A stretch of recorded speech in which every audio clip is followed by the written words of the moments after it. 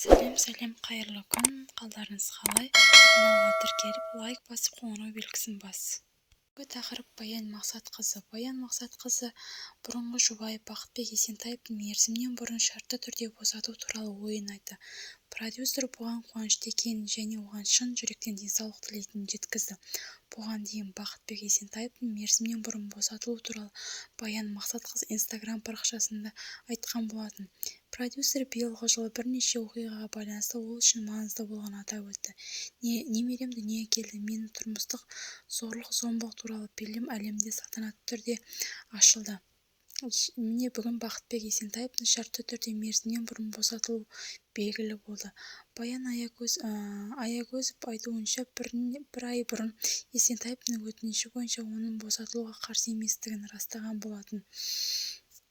Оны сот шешімі өтінімін қабылдап, көп ұзамай түрмеден ерте босатты. Оған шын жүректен денсаулық, жақсылық тілеймін.